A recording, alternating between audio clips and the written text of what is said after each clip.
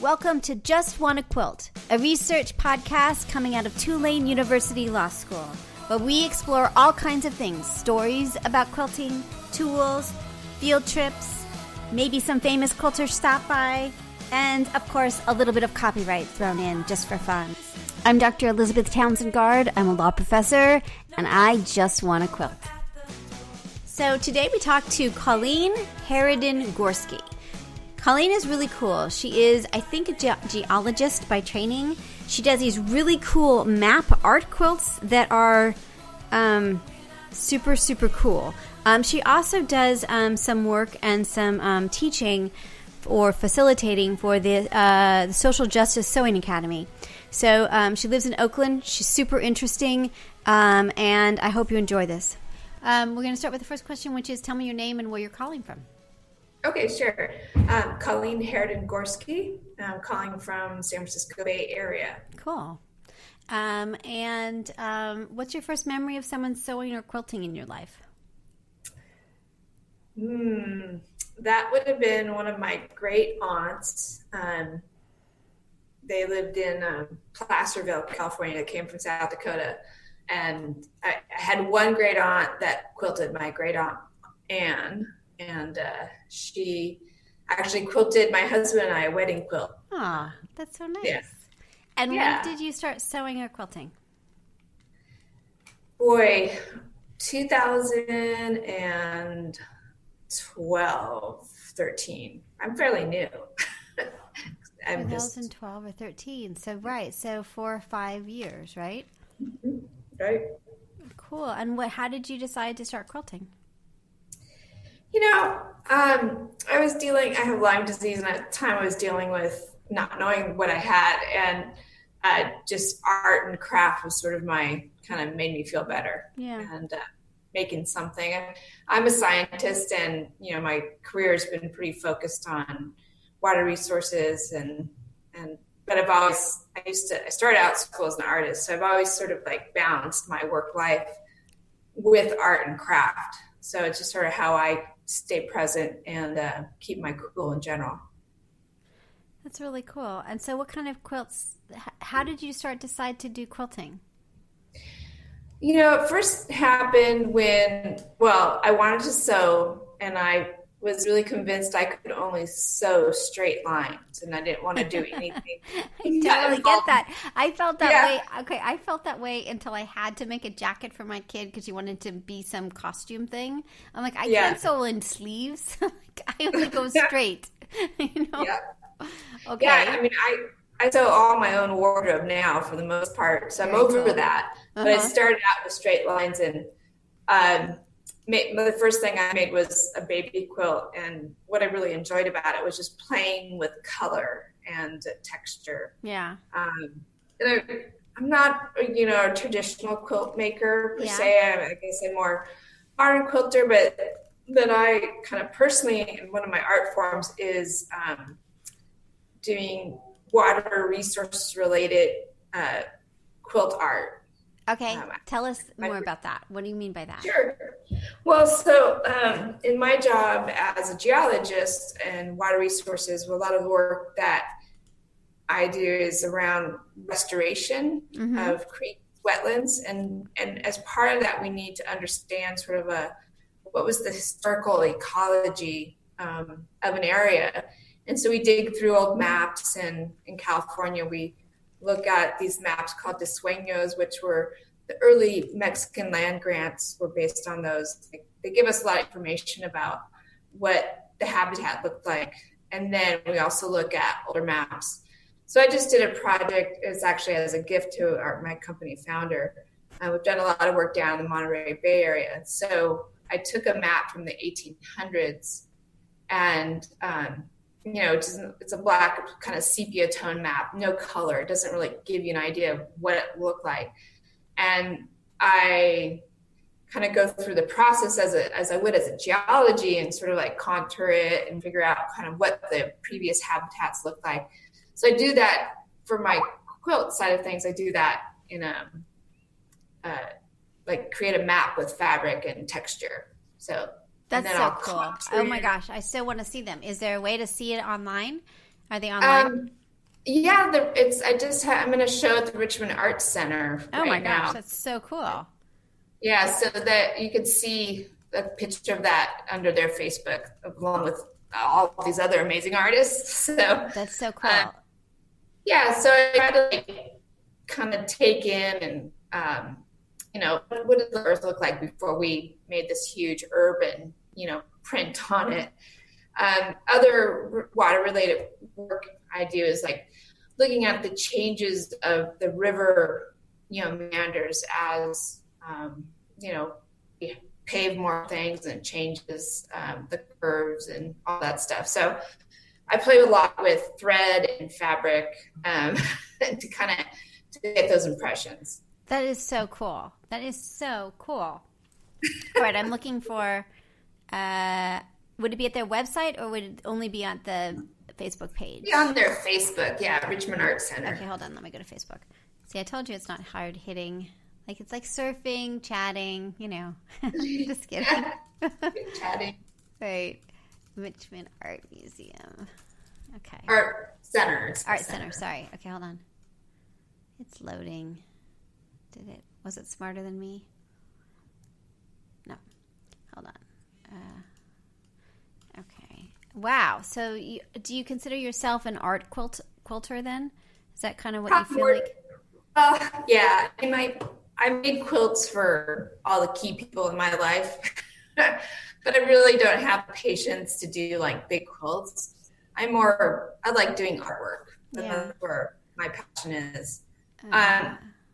The primary quilting that's big that I do right now is I'm one of the top piecers for the Social Justice Sewing Academy. Okay, cool. So yeah, we want to talk about that. So hold on, let me see. All right, so does it have trees? Is it like black? Does it like? Yep. Let me go to their Okay. See if I can find it. Yeah. Okay, maybe look at photos. You went to their photos. Oh yeah, I'm gonna go to their photos. Hold on. And then there's summer exhibitions. I think that's going to be the place. What colors am I looking for? You're looking for like really intense blues and greens. Okay. And there's a picture of me. I'm blonde, and one of them I'm kind of bending over. Yeah, I see it. Oh my gosh, it's really cool. And this is Monterey, which is like a watery kind of hipster. I don't know. Like Monterey was like. I grew up in San Jose, so Monterey was the fancy area of the world, right? Right. Well, so there's the bay, which shows sort of the symmetry of the bay, how deep that canyon is. Oh, that's so cool. The river systems, the Pajaro River, the San Benito River. If you know your faults, you can kind of figure out where the San Andreas Fault is. That's really cool. That's great. I love it. That's really cool. Wow. That's amazing. That's like the best blending I've seen of like your scientist like outside life and your quilting life. Yeah. No, that's really cool. Because like I've interviewed some others that are scientists and even marine biologists and stuff, and their lives are kind of like they see spaces, but they don't like their art doesn't represent their work, and this one really does. It's really cool. Oh, thank you. Yeah, I love doing that. How do you do this? So we'll put up a post. We'll have a Facebook. We'll have a web page for you, and we'll post this picture so that people can look at it while they're listening. But what kind of technique do you use to do this? I start by misty fusing the fabric that I'm working with, and that's one of my art quilt friends kind of coached me on that. It's a very thin adhesive that is not going to damage your fabric, and it's no acid and stuff.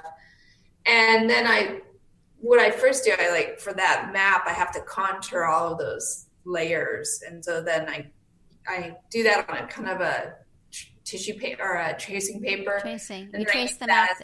You trace the map. Yeah, trace the map, contour the map, add in all the key features that I want to highlight. And then I use that tracing paper then sort of as my template as I cut down, the big chunks. I kind of go area by area. So like I did the bay first, and then I did Santa Cruz, the sand hills and that stuff next, and then did down south and where all the dunes are. The green area, excuse me, in the bottom middle, that's the Salinas River Valley, which was all a big kind of swampy wetland, and now is all agriculture, as you know. Yeah. That was been in. And so when you see, if you see the piece up close, there's all kinds of little, meandering wetland structures throughout there. So that's really cool. And then are you fusing it on and then quilting it, or are you doing any kind of applique to the pieces? Yeah, so I'm appliquing it. I mean, I kind of layer it because I actually like to have a little thickness. So I layer it, and but once I applicate, I kind of fuse it on, and then once I have everything together, then I quilted it with thread. Traditionally. And then how do you quilt it? Do you quilt it on a domestic machine or on a long arm, or so how are you doing the quilting? Well, this is like as big as I like to go on these art quilts. So I have a really nice Janome quilt machine that's got a big bed. Oh, that's cool. Yeah, that's great. Yeah, I like that. I have a Juki 2010, so it gives you a big space to quilt, and that's really nice. I can't remember my number. It's like a 90 something. I don't remember. I love it. You love it? Yeah. Isn't it like when you fall in love with your machine, it's like the best. I have others that I like, but I'm like in love with my Juki. So. Yeah, likewise. Yeah, I don't know why. I like the hum. I like everything about it. I'm just like, hello, friend. At the end of the day, you get me. Mine's really quiet too, and I'm like, I mean, it's not ultra quiet, but it's quieter than any other machine I've worked with. So it's very funny. I have we just got a long arm, and it's in we have this weird duplex. We're in New Orleans, so every house is weird, but we have this weird duplex, and last night I was doing it really late, and I went in to see the teenagers. I'm like, how loud is it? They're like, it's pretty loud, but we're pretty loud too, so it's okay. That's nice. That's nice. It's like, yeah, you are pretty loud. So yeah, that's a nice thing to say. But actually, that's good for me to hear because I have very loud humans, and I realize I sew pretty late at night. Yeah, so that's right. I guess I should just be happy that I'm not complaining about my activity. No, exactly. We're in sync, So yeah. It's funny. All right, cool. So tell me then. So this is so cool. So the arc. How long did it take you to make this art quilt? Do you think? Boy, well, I like the thought process takes a while. Yeah. And then kind of like getting to kind of what I want to center it on. And, for this one, it was for a colleague who his whole career is focused on this area. And I really wanted to represent that. Yeah. So it takes a good chunk of time to find the right maps. And then I like to look at any old photos. I like to kind of build the whole, hydrology, kind of really deep understand the historical ecology and hydrology. Cool. I love it.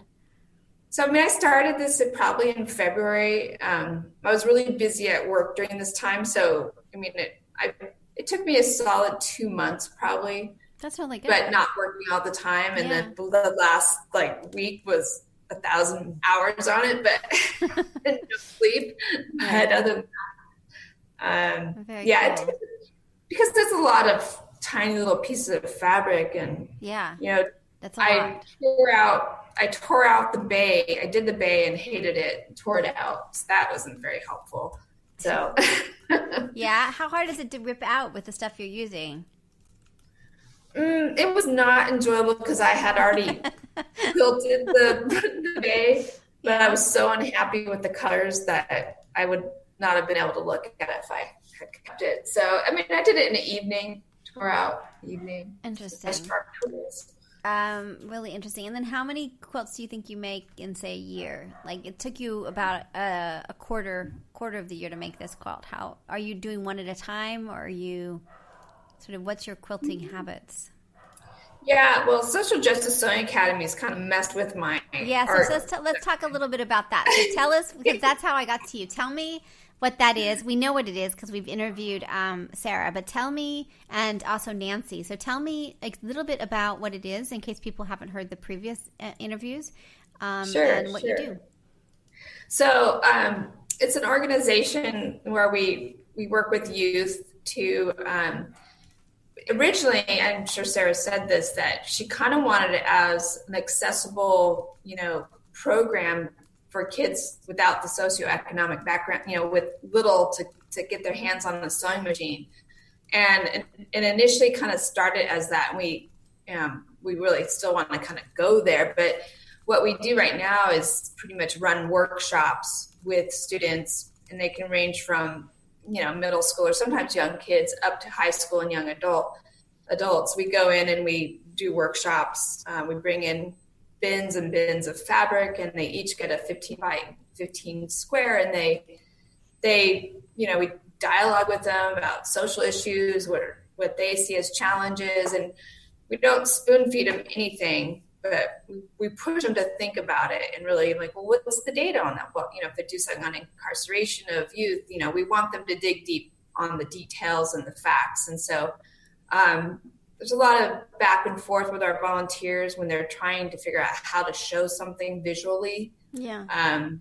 Some projects, some of our ambassadors who've done larger projects, they'll kind of hit Instagram and say, I need for my social ABCs quilt, I need an H. And then you'll see all the responses from the followers of that's really cool. That really interactive. And so there's sort of those workshops that are right in the classroom or in whatever setting. And then there's also some bigger projects.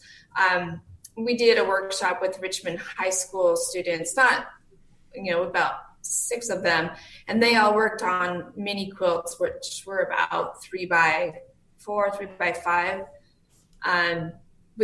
So they had a week to kind of work on that. And we had volunteers coming in and out during that week. That's very cool. So I'll volunteer I do some of the workshops out of Richmond. And then I started out originally as one of the volunteer embroiderers, and then just made a connection with Sarah. And next thing you know, I'm on the core team and going, wow, what happened here? It happens, right? Yeah. But, it's been good. My daughter's African-American. My kids are adopted. And so it's kind of nice because she's gotten involved with it. She's not much of a sewer herself, but she likes the social justice element of it. That's really cool. That's really good. Yeah.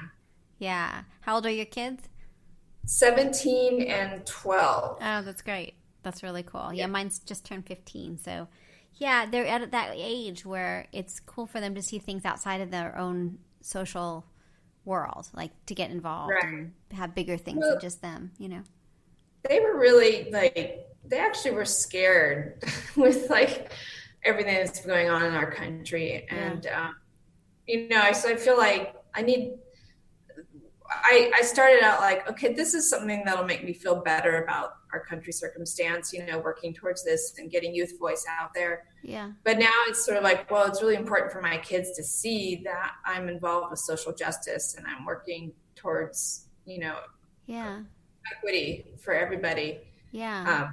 And this feels like a concrete thing that you're doing that you can give back. I think it's really important because ultimately we're amplifying youth voices. We're getting kids heard, and they don't feel heard right now. Yeah. And then we're also educating ourselves about what their concerns are and what their experiences. I mean, I know I live in Richmond. But I didn't know what it was like to be a Richmond High student, and I sometimes I could feel like I can be a little Pollyanna, and then I hear the reality and I'm like, oh my gosh, I need to get a clue. This is what these kids are dealing with on a daily basis. Yeah, it's brutal, right? Yeah. Yeah. So I was at QuiltCon, and this guy said to me, he didn't know I was with the group, and he's like, do these kids really feel this way? I mean, are they just being spoon-fed this stuff? And I'm like, that's an interesting question. I'm like, well, you're asking the right person. I'm one of the workshop leaders. And I said to him, he was about my age in his 50s. And I said, when we were kids, did you ever fear a shooter coming into your classroom? Did it ever cross your mind? And he's like, oh, I never thought about that. I said, yeah, we were scared of earthquakes. Right. You We know, were. the We were scared of maybe earthquakes. earlier. Right. Yeah. That's pretty much But- it. Like, even, like, at least I think we're about the same age. Like, we weren't even scared about the bomb stuff. Like, that had gone past. You know what I mean? That wasn't really, you know, That was wasn't, done. you know, it was just earthquakes. Yeah. Because I was a California kid, too. So Yeah. it's like earthquake drills, that's it. Yeah. You And know. our kids are now having shooter drills. Yeah. I mean, that's crap, you know? And Right. so we had a really good discussion. And, you know, he was probably a Trump supporter, but it was very positive. And I shared with him, you know, experiences working with the kids and their real concerns. And Yeah. he's like, you know, I'm going to go read some more and do some research. I'm like, right on. That's Cool. great. You know? So So we talked to Sarah about this project. Again, for those listening, it's the Social Justice Sewing Academy. So I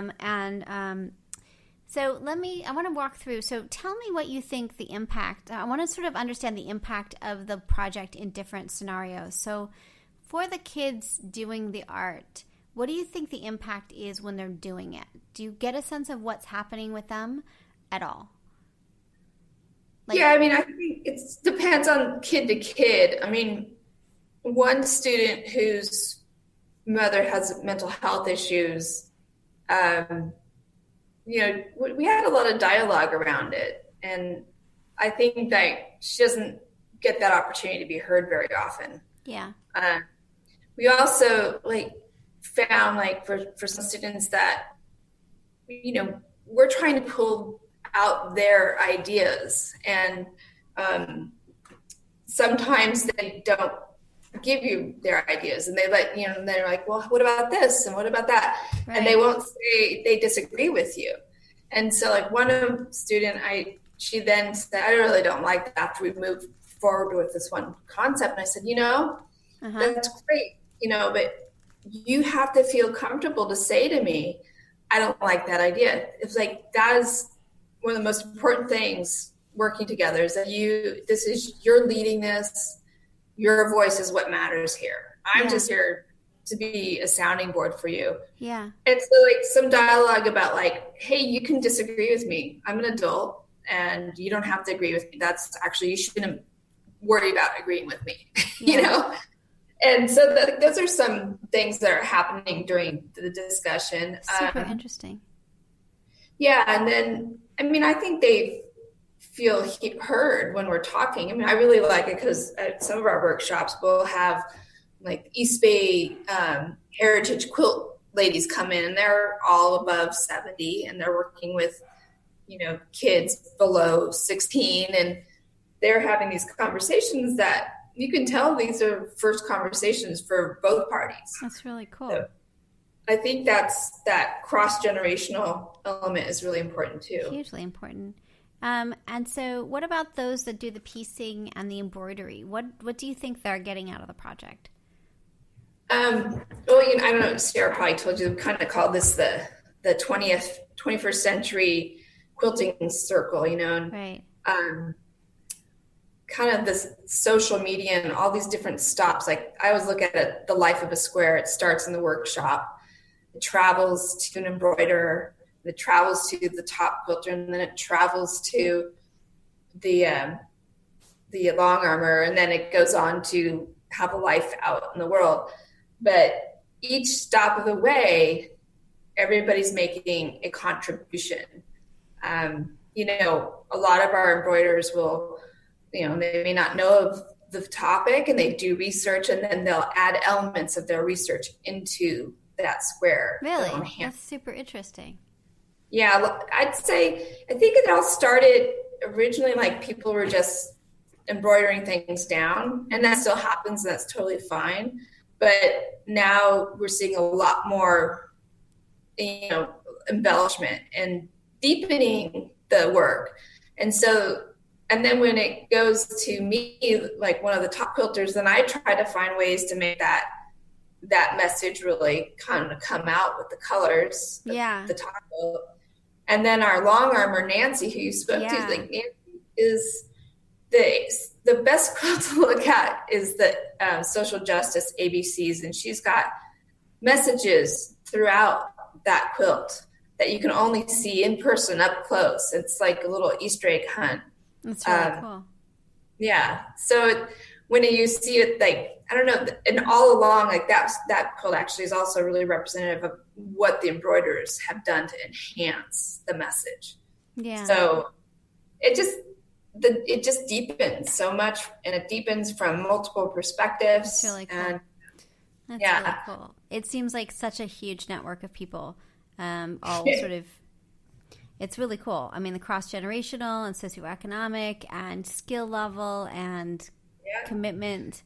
It's pretty remarkable. And they're not all like Democrats either. So we've got some people that just want to be part of it. And, you know, it's been positive so far. That's really I don't know if some of our quilts are going to be accepted out there in certain venues, but but I think it's really interesting to see. Yeah, it's really amazing to see that, like, protest quilts, community quilts, like this kind of like being part, like it'd be really interesting. We have Pam Weeks and others that are historians, quilt historians. Like, this isn't not a new thing that quilts are sending messages or being used in certain context. But right now, at least in our political climate, the amount of sort of community and protest quilts and other quilting like expression of things is really interesting at the moment, you know? Right. Yeah. Super interesting. Really. And so beautiful, like powerful and beautiful. I don't know. I'm always blown away by quilt. I mean, I like other art, but something about the quilt art is like, it's amazing and devastating and cool and everything. Yeah. You know?